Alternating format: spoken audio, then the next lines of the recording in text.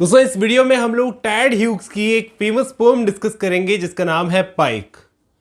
वैसे पाइक जो होती है एक मछली होती है, 3-4 इंच की छोटी सी मछली होती है, लेकिन बहुत ही ब्रूटल खतरनाक मछली होती है।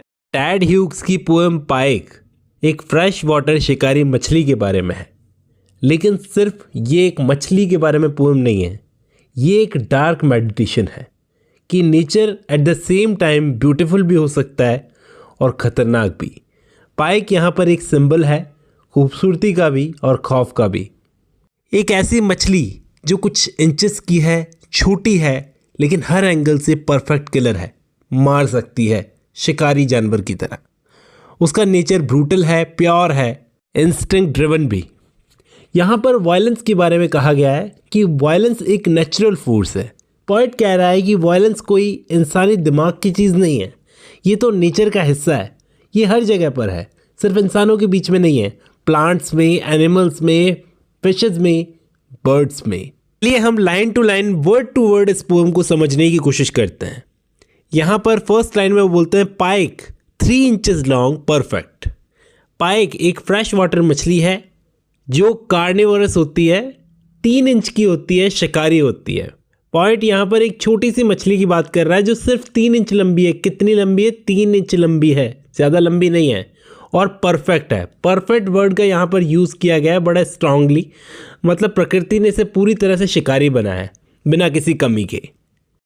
नेचर ने इसे एक फ्लॉलेस मशीन की तरह बनाया, जीने, मरने, मारने के लिए तैयार, बिना किसी ट्रेनिंग के। भाई हम इंसानों को तो ट्रेनिंग दे सकते हैं, मछली को कैसे देंगे?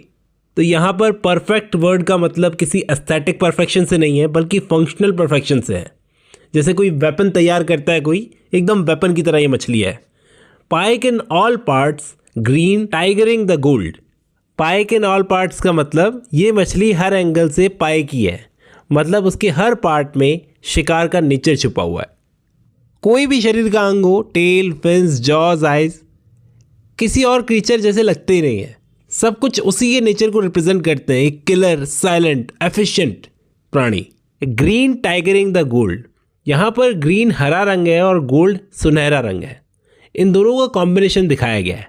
उसके शरीर पर हरा रंग ऐसा है जैसे एक टाइगर के शरीर पर उसकी धारियाँ होती है। ग्रीन टाइगरिंग मतलब ग्रीन लाइन्स लाइक टाइगर की धारियाँ, वो गोल्डन बॉडी पर स्प्रेड हो रही है। विजुअल भी देखो कितने पावरफुल क्रिएट किए हैं कि सनलाइट में जब चमकती होगी उसकी गोल्डन बॉडी, तो उस पर ग्रीन कलर के स्ट्राइप्स कैसे दिखते होंगे, उसकी धारियाँ कैसे दिखती होगी, देखने में भयानक लगती होगी। पानी के अंदर पानी का टाइगर लगती होगी वो। Colours from the egg the malevolent aged grin. Colours from the egg का मतलब ये मछलियाँ पैदा होते ही किलर होती हैं।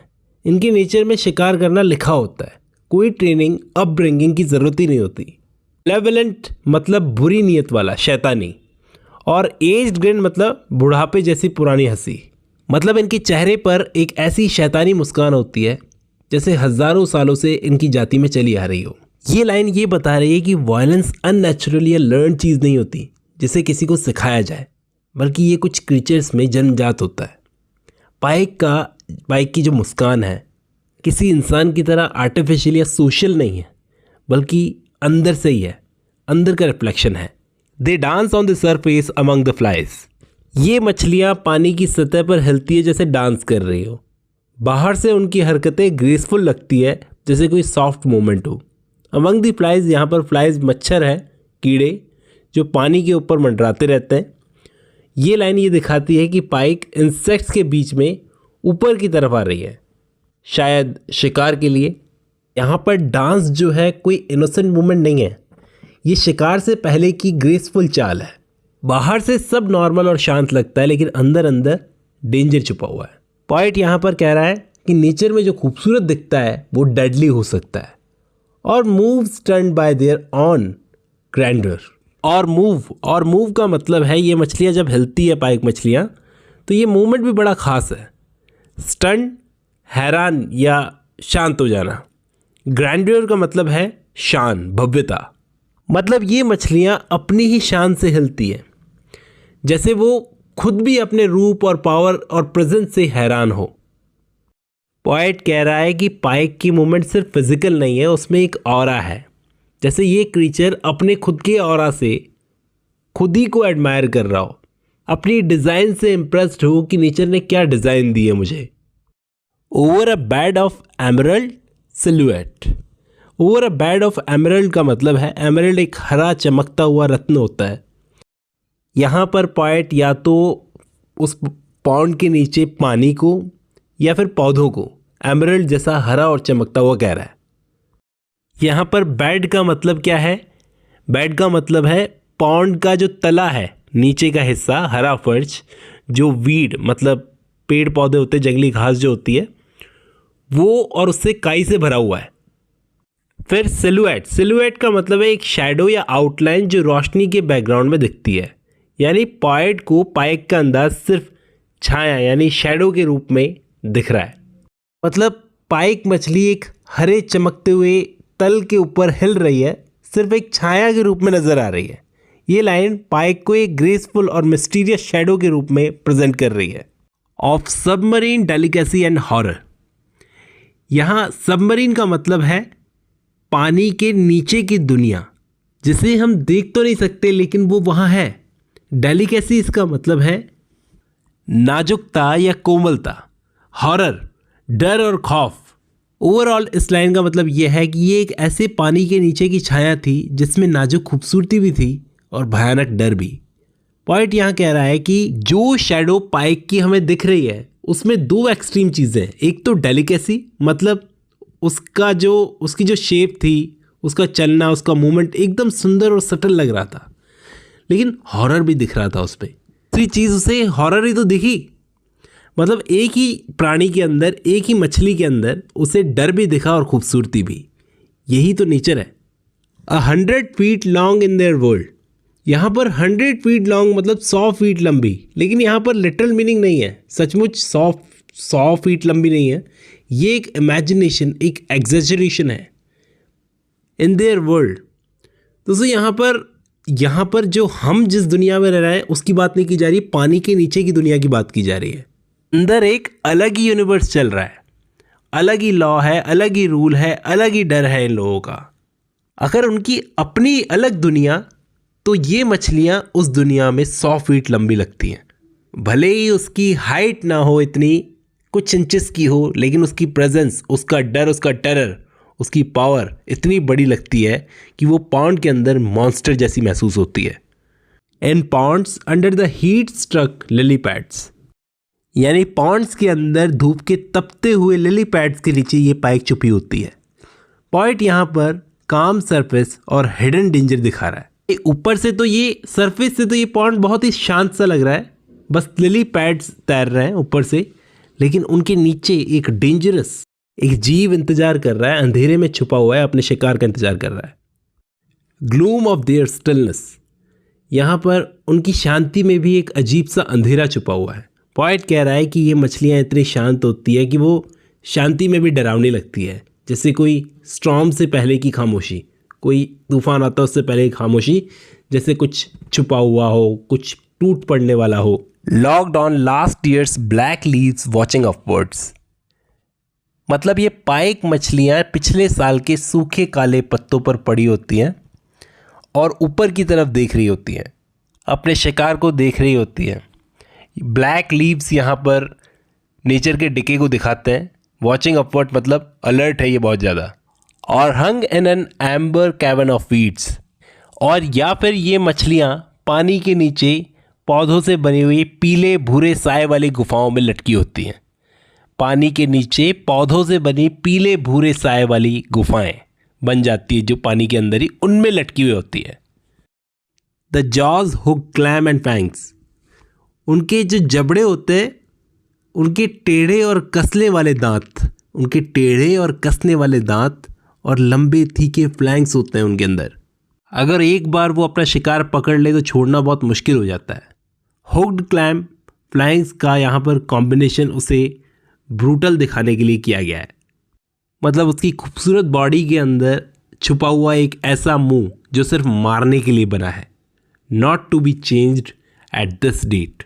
मतलब उनके वो तीखे दांत और शिकारी नेचर अब तक भी नहीं बदले हैं। बहुत ही इंपॉर्टेंट लाइन है दोस्तों। पॉइंट कह रहा है कि पाइक के शिकारी जो नेचर है ये फिजिकल डिज़ाइन है, ये जॉ, उसका जो जबड़ा है, ये फ्लैंक्स हज़ारों सालों से वैसे के वैसे ही बने हैं। मतलब टाइम बदल गया, दुनिया बदल गई, लेकिन ये एनिमल अभी तक नहीं बदला, डेंजरस है। नेचर ने इसे पहले दिन से परफेक्ट बनाया था जैसा नेचर इसको बनाना चाहती थी, इसलिए अब तक कुछ भी बदलने की ज़रूरत नहीं पड़ी। A life subdued to its instrument. उसकी पूरी ज़िंदगी उसके शिकार करने वाले शरीर या दांतों के कंट्रोल में है। इस लाइन के कहने का मतलब यह है कि वो क्रीचर सिर्फ मारने और जिंदा रहने के लिए डिज़ाइन हुआ है। उसकी ज़िंदगी फ्रीडम या चॉइस से नहीं चलती, बल्कि उसके फिजिकल नेचर के अकॉर्डिंग चलती है। जैसे एक तलवार सिर्फ काटने के लिए बनी होती है, वैसे ही पाइक सिर्फ शिकार करने के लिए बनी है, कोई और काम करने के लिए नहीं। The gills kneading quietly and the pectorals. उसकी गिल्स शांत तरीके से धीरे धीरे काम कर रही हैं और साइड के फिन्स, पेक्टोरल्स भी हल्का हल्का हिले जा रहे हैं। गिल्स क्वाइटली ऑक्सीजन ले रही है, फिन्स हल्की सी हलचल में है। देखो, अब तक हमने पोएम के 4 स्टैंजास को कवर कर लिया है, यानी 16 लाइन्स को कवर कर लिया है। अगली लाइन्स में पोएट पर्सनल मेमोरी में चला जाता है। नेक्स्ट 17 to 20 लाइन में एक साथ पढ़ता हूँ। 3 we kept behind glass, jungled and weed, 3 inches 4, the 4 and a half, fed fried to them, suddenly there were 2, finally 1। अब पूरे 3-4 लाइनों का मैं एक साथ मतलब बताता हूँ। यहाँ पर क्या बोलते हैं पोएट कि हमने भी अपने घर में 3-4 पाइक मछलियों को एक ग्लास टैंक में, एक्वेरियम में, जो हम घर में रखते हैं मछलियाँ पालने के लिए, रखी थी। जंगल एंड वीड मतलब टैंक के अंदर पानी में पौधे थे, जिससे वो एक जंगल जैसा लगता था। 3 inches 4 and 4 and a half, 3 मछलियों की लेंथ ग्रेजुअली बढ़ रही थी, 3 inch, 4 inch, 4.5 inch. Fat fry to them मतलब उनको हम छोटी मछलियाँ फ्राई जिनको कहा जाता है, वो खिलाते थे। लेकिन फिर क्या हुआ? Suddenly there were 2, finally 1।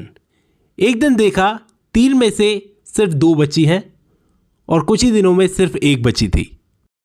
मतलब कितनी खतरनाक बात कही है कि उन जो 3 मछलियाँ थी उनमें से किसी की डेड बॉडी भी नहीं मिली। 3 में से फिर 2 बची, फिर 1 बची। मतलब एक पाइक ने दूसरी को खा लिया, दूसरी ने तीसरी को खा लिया। एक दूसरे को मार के खाने वाला जीव है ये, उन्होंने एक दूसरे को ही खा लिया। तो इसका डीपर सेंस क्या है?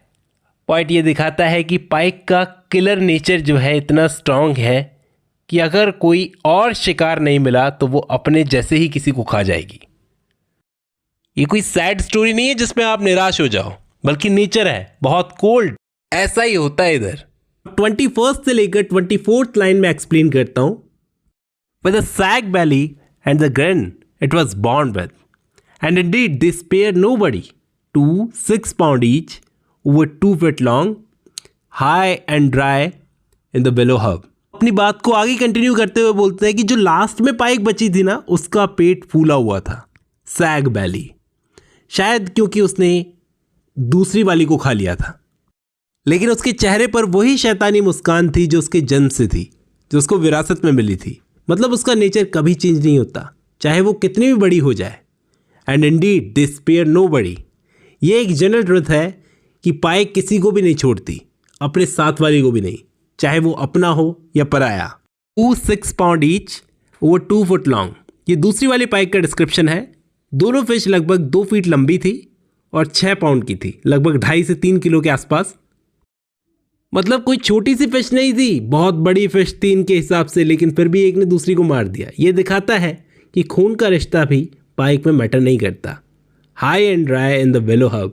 पहले वाली लाइन्स में तो पता नहीं चला था, शायद पॉइंट बाद में उस मरी हुई पाइक को पॉन्ड के बाहर ही घास में पड़ा हुआ देखता है। विलो हर्ब एक प्लांट है जो गीली जगह पर होता है, जहाँ डेड बॉडी पड़ी हो सकती है। मतलब वो कह रहा है कि दूसरी वाली फिश भी कभी पावरफुल किलर थी, लेकिन अब ड्राई लैंड पर बेजान सी पड़ी हुई है। One giant passed, its gills down the other's gullet. The outside eye stared as a vice locks, the same iron in his eyes, though its film shrank in death. यहाँ पर poem थोड़ी सी disturbing हो जाती है। यहाँ पर poet कह रहे हैं कि एक पाइक ने दूसरी को अंदर तक निगल लिया कि उसकी बॉडी उसके गले के नीचे अटक गई। मतलब जहाँ तक उसकी सांस निकलती है उसके आगे तक, पेट या गले के अंदर। पूरा शिकार उसने निगलने की कोशिश की, लेकिन इतना बड़ा था कि अटक गया। जो डेड फिश थी उसकी आखिरी वक्त में उसकी आंख खुली रह गई, जैसे वो अब भी देख रही हो। जैसे वाइस लॉक्स मतलब आयरन ग्रिप्स, आयरन का ग्रिप वाइस किसी चीज़ को पकड़ लेता है, वैसे ही उसकी आंख भी टाइट और इमोशनलेस थी। मतलब मरने के बाद भी उसकी आंखों में वही आयरन जैसा डिटर्मिनेशन था कि जैसे जिंदा रहते वक्त थी ना, वैसे ही एक अनमूविंग डेडली इमोशनलेस एक्सप्रेशन। मतलब इवन इन डेथ पाइक का किलर नेचर विजिबल है। दो it's film shrank in death का मतलब यहाँ पर फिल्म का मतलब है आंखों के अंदर की एक लेयर होती है जो डेथ के बाद में सिकुड़ जाती है। लेकिन यहाँ पर पाइक का एक्सप्रेशन बिल्कुल वैसा ही बना हुआ था। ऐसे नहीं डर के टाइम पे, मौत के टाइम पर उसका एक्सप्रेशन बदल जाए, वैसा ही था, कोल्ड, हार्ड और डेंजरस। टेड ह्यूग्स यहाँ पर नेचर का रुथलेस साइकिल ऑफ वायलेंस बता रहे हैं कि जो मारते हैं वो भी मारे जाते हैं कभी ना कभी, जो शिकार करते हैं वो भी किसी ना किसी के शिकार बन जाते हैं। और सबसे खास बात तो ये कि इमोशन कहीं नहीं है। डेथ भी इन किलर्स के एक्सप्रेशन को बदल नहीं सकती। मरते वक्त इनके एक्सप्रेशन चेंज हो जाए नहीं। अब आगे की 4 लाइंस थोड़ा सा हिस्टोरिकल डायरेक्शन लेती है, पर्सनल डायरेक्शन लेती है, इसलिए आप गौर से सुनना। A pond I fished 50 yards across, whose lilies and muscular tench had outlasted every visible stone of the monastery that planted them. Poet यहाँ पर एक पुराने पॉन्ड को याद करता है जिसमें वो बचपन में शायद या फिर जवानी में फिशिंग करता था। पॉन्ड छोटा था, सिर्फ 50 yards लंबा था, छोटी झील जैसा। यहाँ वो अपना कनेक्शन नेचर से और पाइक से दिखाता है। कहता है कि whose lilies and muscular tench. Lilies यहाँ पर फूलों वाले पानी के पत्ते, और टेंच एक और मछली की स्पीसीज़ होती है जो हेल्दी और स्ट्रांग होती है, मस्कुलर होती थी। टेंच को नोट कर लेना। इस पॉन्ड में ये सब लाइफ अब भी एग्जिस्ट करती थी, फुल ऑफ एनर्जी। इस पॉन्ड के आसपास कभी एक मोनेस्ट्री यानी मठ, एक धार्मिक स्थान हुआ करता था, लेकिन अब उस मोनेस्ट्री के सारे पत्थर भी घिस चुके हैं। आप देखना उस पॉन्ड का नेचर अब भी जिंदा है।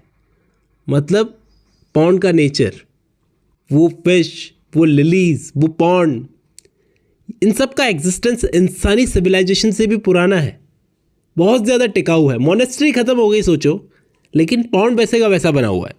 यहाँ पर पॉइट टाइम और मेमोरी का कॉन्ट्रास्ट दिखा रहा है कि मोनेस्ट्री एक रिलीजियस प्लेस जो कल्चर है, मैन मेड स्ट्रक्चर है, अब गिर चुका है, लेकिन नेचर, वो पॉन्ड, वो लिलीज, वो टेंच, वो पाइक अब भी जिंदा है। यानी ह्यूमन लेगेसी मिट जाती है, लेकिन नेचर अपने प्योर अपने नेचर को ब्यूटी के साथ में टिका रहता है। Still legendary depth, it was as deep as England, it held pike too immense to stir, so immense and old the past nightfall I dared not cast. यहाँ पॉइट पॉन्ड की गहराइयों को डिस्क्राइब कर रहा है, बिल्कुल शांत, ऐसे जैसे कोई राज छुपा हो। लेजेंडरी, इतना पुराना, मिस्टीरियस कि लोग कहानियाँ बनाए। यानी ये पॉन्ड सरफेस से शांत लगता है, लेकिन अंदर हिस्ट्री और हॉरर से मतलब इसके अंदर हिस्ट्री और हॉरर छुपी है। सिंबॉलिक तरीके से यहाँ पर पॉइट ने बताया कि पॉन्ड की गहराइयों को पॉइट पूरे इंग्लैंड के बराबर, इंग्लैंड की हिस्ट्री से कंपेयर कर रहा है कि ये इतना गहरा है जितना गहरा इंग्लैंड की हिस्ट्री है।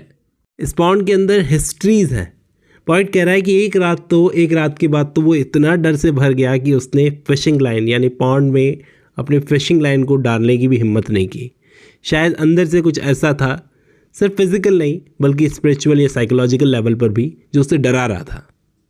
लास्ट लाइंस में पॉइंट क्या कहता है कि लेकिन फिर भी मैंने साइलेंटली कास्ट एंड फिश्ड, मतलब अपनी फिशिंग लाइन डाली साइलेंटली, बिना किसी आवाज़ के, बिना किसी को डिस्टर्ब किए। With the frozen hair on my head. Frozen hair का मतलब यहाँ पर है डर से रोंगटे खड़े हो गए। ये मेटाफर दिखाता है कि पॉइंट इमोशनली पैरालाइज था, इतना डरा हुआ था कि उसके बाल तक स्टेप हो गए। पॉइंट इस बात से नहीं डर रहा कि कोई फिश यहाँ पर हिलेगी इस पॉन्ड में, बल्कि इस बात से डर रहा है कि कोई आंख उसे देख ना रही हो। The still splashes on the dark pond, ये कॉन्ट्राडिक्टरी फ्रेज है दोस्तों। स्टिल का मतलब है शांत, स्प्लैशेस मतलब पानी में हलचल। पॉइंट को लगता है जैसे पॉन्ड एकदम शांत है, लेकिन उसके अंदर कोई छुपी हुई मूवमेंट है, मतलब एक ऐसा डेंजर जो दिख तो नहीं रहा लेकिन महसूस हो रहा है। यहाँ पर लास्ट में ये पोएम ख़त्म होती है। मैंने आपको सारे स्टेंजा एक्सप्लेन किए हैं दोस्तों। आज की इस वीडियो में बस इतना ही।